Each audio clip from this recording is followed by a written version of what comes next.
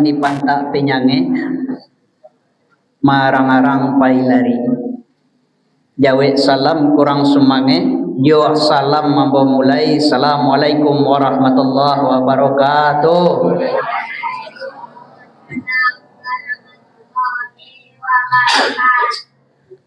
Bapak Ibu masih sehat pagi ini? Alhamdulillah. Semoga kesehatan selalu Allah limpahkan kepada kita. Kini doa terbaik yang kita panjatkan itu adalah, yang kita minta kepada Allah itu adalah kesehatan, Pak. Pak, kalau mulai sehat, seluruh karajo, seluruh yang kita lakukan sempurna, Pak. Termasuk ibadah. Tapi kalau landak sehat, lain jangan kaba karajo, je ibadah saja, wanda sempurna nih, Bu. Makanya kesehatan ini yang selalu kita mohonkan kepada Allah. Bapak Ibu yang berbahagia, alhamdulillahirabbil alamin wassalatu wassalamu ala asrafil anbiya'i wal mursalin wa ala alihi wa ashabihi ajma'in, amma ba'd. Qala Allah Ta'ala fil Qur'anil Karim, a'udzu billahi minasyaitonir rajim, bismillahirrahmanirrahim. Ya ayyuhan nasu kullu mimma fil ardi halalan thayyiban wa la tattabi'u khutuwatis syaitan innahu lakum aduwwum mubin. Sadaqallahul azim. Kata Allah dalam Al-Quran, hai manusia, aku diperintah oleh Allah sagalo nama-nama manusia. Entah kau dak manusia, yang lain dak masuk dalam perintah kau. Apa kata Allah? Makanlah dari bumiku itu segala yang halal lagi baik. Jadi segala makanan yang halal lagi baik, Allah perintah kita memakan dari perkara itu. Wala tattabi'u khutuwatis syaitan, jangan kata Allah kau ikuti langkahnya syaitan. Kenapa kami tidak boleh mengikuti langkahnya setan, wahai ya Allah? Kata Allah, innahu lakum aduwwum mubin. Setan itu musuhmu yang nyata. Bapak Ibu jemaah yang berbahagia, Al-Quran surah Al-Baqarah 168 ini, yang Allah ceritakan kepada kita tentang perkara harta atau makanan. Maka kajian subuh kita pada pagi hari ini kita beri judul dengan akibat dari harta haram. Baku haratu nan Ustaz kaji Ustaz. Sesuai juga latar belakang yang mempunyai, yang orang ekonomi syariah. Kewajiban bagi yang menyampaikan kepada umat tentang perkara harta, mendapatkannya dan menggunakannya. Ambo kalau wirid kajian yang ambo bahas itu adalah perkara hutang piutang, perkara jual beli, perkara pembagian waris, perkara kaidah-kaidah riba. Dan pagi hari ini kita kaji kesimpulan daripada 4 perkara tadi menjadilah sebuah harta bagi kita. Kenapa harta haram yang kita bahas? Karena akhir-akhir ko jemaah kaum muslimin yang berbahagia, orang lah bagali mangse saluruhnya Pak, nan haram jo nan halal samu sedenyo ndak bapa matang sawah ledo. Ya. Karena inilah akibat daripada memiliki dan memakan harta haram ini, maka bencana luar biasa dasarnya datang kepada kita. Nah, dalam beberapa kajian nanti pembahasan akibat dari harta haram ini bertemu nanti. Kenapa bencana itu datang kepada kami? Jawaban Rasul disampaikan kepada kita, karena kalian sudah bergelimang dengan harta haram. Mudah-mudahan bisa kita bahas pada pagi hari ini. Pertama kita bersyukur dulu kepada Allah, masya Allah pertemukan kita dengan Ramadan ini. Bulan Ramadan itu adalah bulan ampunan. Bulan Ramadan itu dikenal dengan bulan 1000 bulan. Kalau bulan disebut sebagai bulan 1000 bulan dalam bulan Ramadan, siapa yang mendapatkannya adalah mereka yang mendapatkan Lailatul Qadar. Ambo bertanya ke jemaah kita di siko, lai bertamu awak jo Lailatul Qadar ko setiap bulan puasa Bapak Ibu? Banyak kita naragu menjawab, Pak. Tapi merujuk dalam sebuah hadis disampaikan oleh Rasulullah, barang siapa yang mengerjakan, melaksanakan salat Isya berjamaah selama bulan Ramadan, maka pasti kata Rasul, Allah berikan kepada mereka Lailatul Qadar. Kalau dapat Lailatul Qadar sama dengan beribadah, kata Rasulullah, 1000 bulan lamanya kita beribadah saja. Baranan 1000 bulan tu 84 tahun lamanya, Pak. Baralah gadangnya keuntungan Ramadan itu. Kemudian dalam hadis lain juga pernah sampaikan oleh Rasulullah, barang siapa berpuasa 1 hari saja di bulan Ramadan, Allah jauhkan, kata Rasul, wajahnya dari api neraka sejauh 70 tahun perjalanan. Coba bayangkan kok 30 hari awak berpuasa, bara tahun awak dijauhkan dari perjalanan ke neraka, itu wajah kita. Maka orang yang berpuasa Ramadan, mereka tidak akan dimasukkan ke dalam neraka. Semoga itu kita dapati pada tahun ini. Amin ya rabbal alamin. Kemudian juga yang kita dapati hari ini adalah, barang siapa yang duduk di majelis kajian, kata Allah dalam ayatnya, adalah sama dengan mereka duduk di majelis zikirku, kata Allah. Kalau sudah duduk dalam majlis zikir Allah, dalam surat Ahzab 35 Allah janjikan, mereka yang duduk dalam kajian, dosanya, kata Allah, pasti ku ampuni. Jadi duduk saja awak mendengar kajian serupa iko, Bapak Ibu, Allah sudah ampuni dosa kita. Ya, itu makanya kalau ada kajian, ada wiridan, duduk salah mendengar. Kadang-kala kita lihat apa tanda dosa awak diampuni, Pak. Kita peroleh ketenangan, kita peroleh ketenangan hati, ketentraman jiwa. Awak tak gelisah. Itu orang yang lah diampuni dosanya. Di luar kadang-kala ya sabanange awak, Pak. Lapak kadak pakai baju bagai awak angek jo baru lain. Bahkan jo lalok-lalok susah. Kini kalau kita duduk mendengar kajian, Pak, jangan kange lay, jangan kalalo lay, kasanda saja saketek langsung bakaru. Itu tandanya dosa lah diampuni. Kadang-kala kareh lo lay karuh itu daripada mi ya dari ceramah ustaz. Kalau ada nang serupa itu kecik ambo rancak tu mah. Makin kareh karuh makin barasih dosa itu, ialah sabana barasih mabuk, sabantale mati tu mah. Jadi ini yang kita ambil, tidak ada lagi perdebatan. Orang kan hari ini mendebat, Pak Ustaz, mikmu saji kau sampai ke rumah kami, Ustaz. Di rumah saja kami mendengar, tidak ada, Pak. Di rumah juga bisa kami nonton YouTube, Ustaz. Iyo, Pak. Tapi yang tidak apa dapat diampuni dosa yang Allah janjikan dalam wirid kajian, kita tidak dapat, Pak. Di kalau ada imbauan dari pengurus wirid kajian, datanglah Bapak Ibu. Lai kalalok-lalok senyo, datang jolah. Baik, tentang harta tadi. Kini dari mana masuk harta haram tu ke dalam harta kita? Banyak yang tanpa kita sadari, Bapak Ibu. Yang pertama adalah masuknya harta haram ke dalam harta kita, mengambil yang indah punya awak.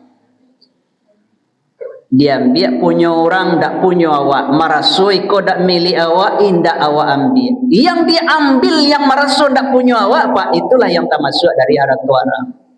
Kini kan banyak. Pinang orang, pinang awak juga baru lagi. Lado orang, lado awak juga. Taruang orang, taruang awak juga. Tanah orang, tanah awak juga. Nan parah bana, Pak. Bini orang, bini awak juga kecil. Ya. Padahal perkara haram ini Allah sudah tegaskan tadi, jangan, kata Allah, atau makanlah, kata Allah, segala yang baik dan halal, segala yang halal dan baik. Itu perintah disampaikan. Maka kalau tidak punya awak, jangan diam, tinggallah. Kemudian yang kedua, dari mana masuk harta haram tadi? Dari perkara utang piutang. Awak kini banyak bagalomok dengan hutang, Pak. Ya, bahkan di hari ini orang bautang itu katanya apa? 2 hari sudah nyoba utang nyelawan awak bacaka. Iyo tak itu, Bu. Keceknya kalau lah baca kak beko utang lunas. Di malo teori dapat dehnya baca kak langsung utang lunasnya. Padahal perkaranya bu, ya, apabila seseorang kata Rasulullah berhutang, berniat saja mereka tidak membayarnya, maka dia nanti di akhirat kata Rasul dipanggil dengan panggilan syarikah. Apa itu syarikah ya Rasulullah? Maliang. Ini diimbau awak besok pak, oi maliang kasih kola. Tu baru hanya berniat tak membayar hutang pak. Apalagi kalau tak membayar. Kalau kita tak membayar hutang lah meninggal, awak hutang tak jota bayi doh. Apa kata Rasul? Nafsul mu'min mu'alakatul bidaini hatta yudba anhu. Jiwa seorang mukmin terkantong-kantong antara langit dan bumi, tak akan pernah sampai kepada Allah sampai hutangnya dibayarkan. Berat. Ini perkara. Tadi mengambil harta orang. Nah, kau mengambil harta orang kau banyak yang kurang disadari dakwah. Di rumah tangga saya lah kadang-kala hal-hal sepele bu. Ambo bertanya ke ibu-ibu, khusus ambo tanya ke ibu-ibu. Saya jawab jujur bu. Ibu menyuci baju jo celana apa di rumah. Basobok de ibu pitih 20.000. Ibu suruhan atau ibu agihan? Suruhan pak. Akal aja leh tu. Siana mambiak piti awak salamualaikum gitu. Itu dah piti ibu tu dah bu. Pakaru ibu nanti jo suami ibu di akhirat. Kata Imam Ad-Sawri di kitabnya disampaikan, nanti kalian akan diberikan kesempatan oleh Allah untuk saling tuntut menuntut di antara kalian. Suami menuntut istrinya, istri menuntut suaminya. Berat bu. Iku ado na basobok mo dito. Iyan yung palik ba na ustaz payah na minta piti nyo. Basobok tadi suruh andalai. Itu ibu lah ngambil yang tak punya ibu. Kok dapet memang basobok de ibu piti. Ambil unjung asa dari jauh kainyo. Aku ada piti 50 dalam saku dapet tadi ya untuk aden ya. Ayo aja selesai mak. Manga ka disuruh-suruhan. Iyo ustaz lambo balian kalau inyo lah banyak makan lai kan Allah tu ustaz. Tak bisa do bu. Ya, ini perkara mengambil yang tak punya awak. Kemudian dari mana perkara harta haram itu masuknya? Dari pembagian harta waris.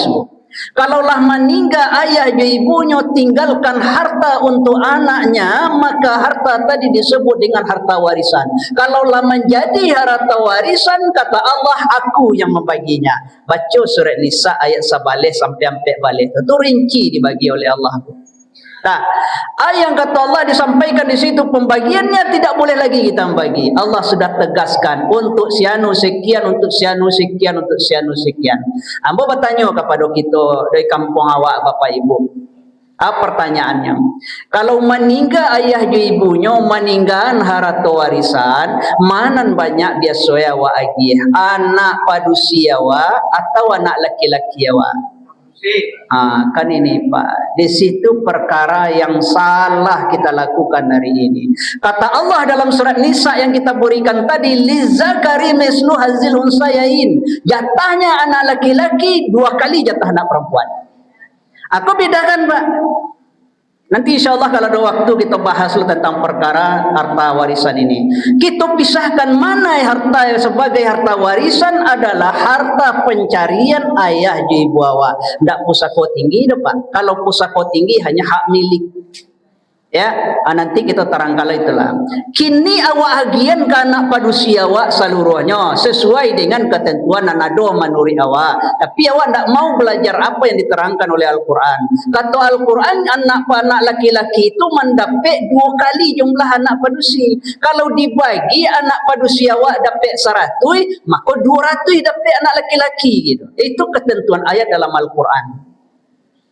Kini tahagian dia awak anak padusi seluruh ustaz, berarti anak perempuan kita sudah memakan harta haram saudaranya sendiri.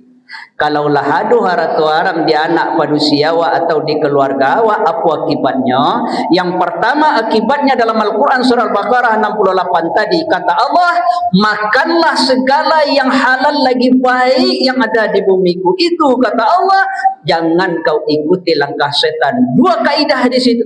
Perintah untuk disandingkan di Allah, makan dari yang halal lagi baik, jangan ikuti langkahnya setan. Kini makanan awak bananan ninda elok pa, haratu haram bananan terkumpul diawa, maka mereka kata Allah berada dalam barisan setan.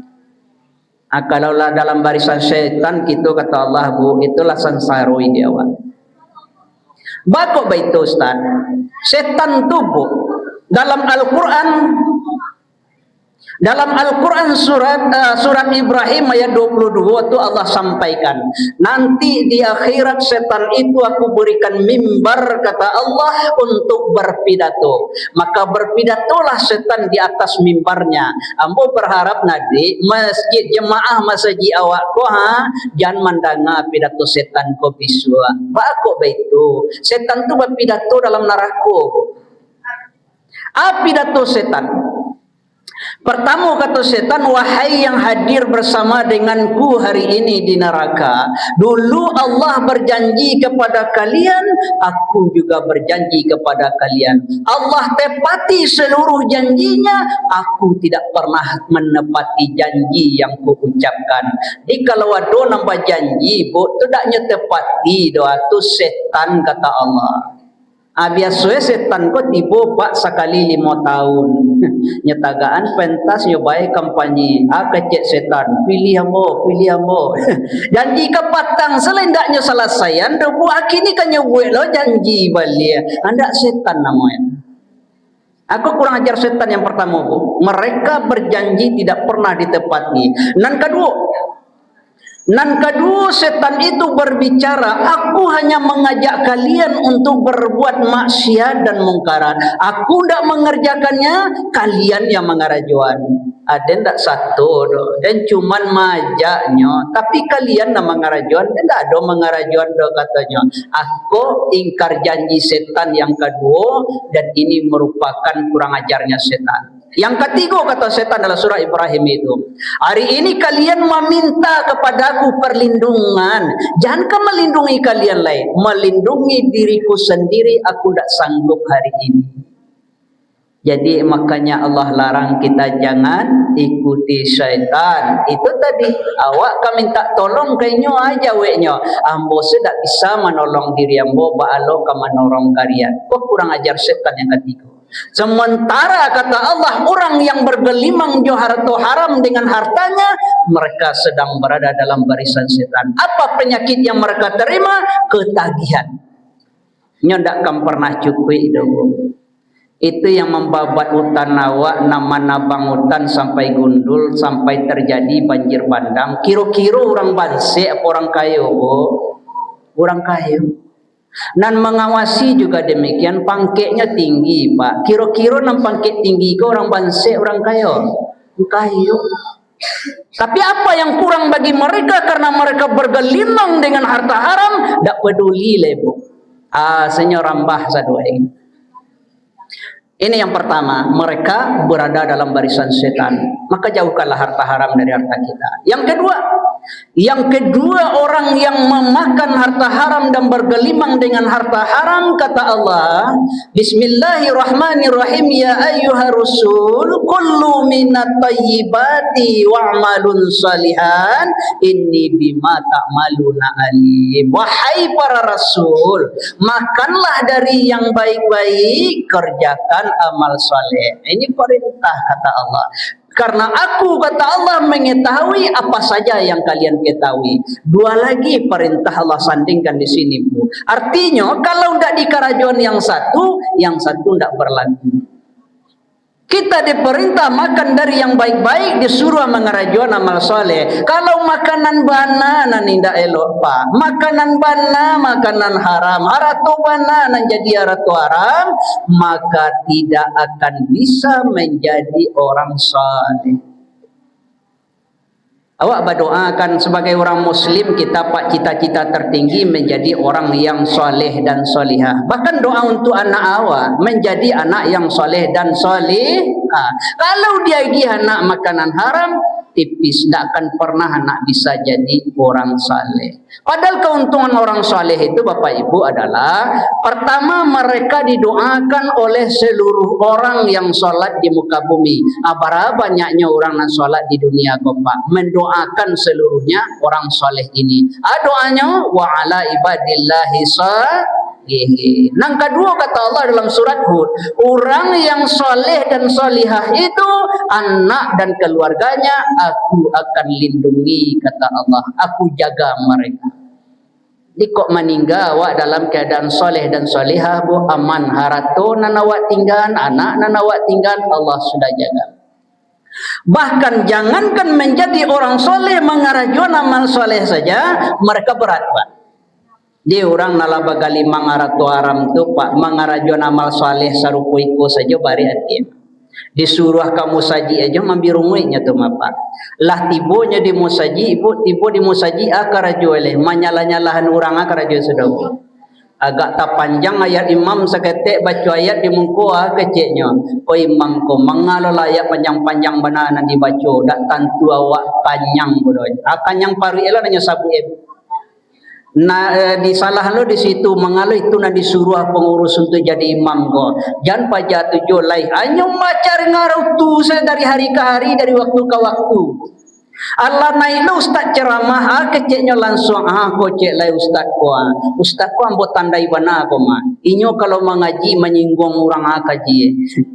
Kalau ada nama birumai mode itu bu, tandonyo banyak tuharat tuharam di awak. Cubalah berasihat. Nah, itu masalah bulan Ramadan saja jadi perdebatan. Masalah tarawih saja batangka kadang-kala. Ya, ambo bertanya ke jemaah kita di sini. Ada di kampung awakku musaji dua polanya. Yang pertama musaji tarawih jo witirnya sabaleh rakaat. Nang kedua musaji jo tarawihnya 23 rakaat. Batanya ambo, kira-kira mana rami jemaahnya? Nang sabaleh tadi atau nang 23? Sabaleh. Okey, nan sabaleh. Dulu persinya nan sabaleh ko. Aduh imamnya yang qiraatnya, makhrajnya bagus tapi pendek-pendek ayat yang disampaikannya capek sembayangnya.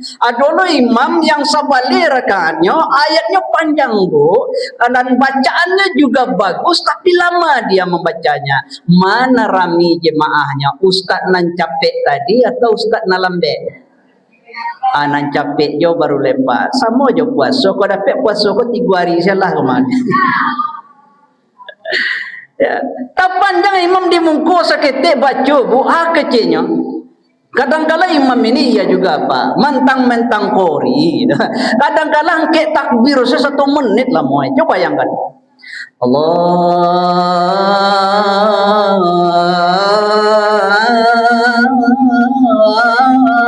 Akbar.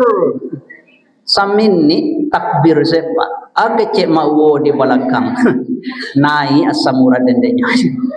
Ya, mode iko imam ya malam pulang. Waladdallin amin.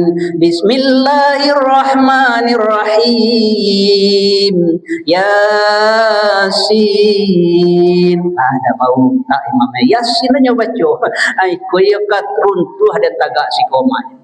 Mau tahu Pak sampai surah Yasin selesai mau tahu je kawannya di belakang. Keciknya je kawannya besok bila dak siku awak sembayang lelah pindah awak kamu saji subalah. Ayolah malih awak di siku maretek kaki awak. Abang tanya sampai sudah sembayang berdua. Besok iyo nyopai ibu kamu saji subalah. Lah bairiang-iriang berdua naik ke teras. Rupanya di musajid sabalah tu imam tadi malam sinan tugasnya. Tapaknya langsung berdua-dua bu. Alainya juga barulah. Bantu ada imam lain di kampung gua. Kadang ada imam tersinggungnya pak. Kecik imam nak capek wo. Jadi dia pupuh begitu. Kira mulai ya pak. Nyobai takbir nyoba Al-Fatihah satu angok putih dia. Bismillahirrahmanirrahim. Alhamdulillahirabbil alamin arrahmanirrahim maliki yaumiddin iyyaka na'budu wa iyyaka nasta'in. Ke anak-anak barisan belakang. Ayo pir, kancang pir. Kadang mati anak-anak. Dek karena capek-capek baca Al-Fatihah tadi, di membaca ayat agak lupa imam babo. Bismillahirrahmanirrahim. Inna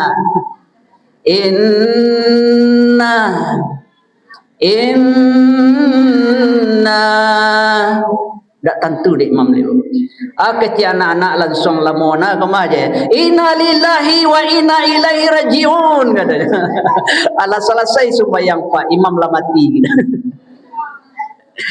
Ini perkara bu adalah kita yang bisa membersihkannya. Nah ketiga, akibat dari harta haram itu kata Rasulullah dalam hadisnya, doanya tidak didengarkan oleh Allah. Jangan dijawab lepak di dangan sehingga. Maka banyak kini kaluan umat Pak Ustaz. Lasa minggu ku ambo berdoa anda adonya kabulkan di Allah cik jodoh Ustaz. Anan salah de kami lai. Sumbayang berjemaah rajin kami ya. Basidakah layu kami. Kemudian puasa sunnah kami karajuan terus Ustaz. Tapi nang kami minta dalam seminggu kok cik jodoh ado de Allah. Aco pariso bali bu aran tua. Lain dah ado punya orang nanti dia dewa. Nan kampe, ko yang terjadi di awal akhir-akhir ini. Kalau kau bergelimang dengan harta haram kata Rasulullah, maka kau telah menantang Allah menurunkan bencana dan musibah kepada kalian. Dulu pernah Abu Jahal Pak menantang Allah. Ya Allah, kok iyo batu ajaran yang dibawa di Muhammad kok ya Allah. Turunkan ke kami hujan batu. Kalau turun hujan batu, api cahyu kami langsung katanya. Apa jawaban Allah Pak? Wahai Abu Jahal, selagi ada di tengah-tengah kalian Muhammad itu, selagi ada Muhammad di tengah-tengah kalian, maka tidak akan pernah kuturunkan kepada kalian bencana dan musibah. Aduh Nabi yang menahan bencana di hari itu Pak. Aduh Nabi yang menghampang banjir bandang di hari itu Pak. Hari ini kita dengan harta haram yang kita miliki, kita tantang Allah menurunkan bencana. Siapa menahan Pak? Maka wajarlah hari ini banjir bandang mahondoh negari awak. Wajar hari ini longsor menimbun kampung kita. Wajar hari ini galodo mahanyingan rumah awak. Kenapa? Maka barasihanlah harato na kita punya dan tidak punya wajan awak ambil juga. Ika sajalah kajian kita subuh hari ini. Mohon maaf. Assalamualaikum warahmatullahi wabarakatuh.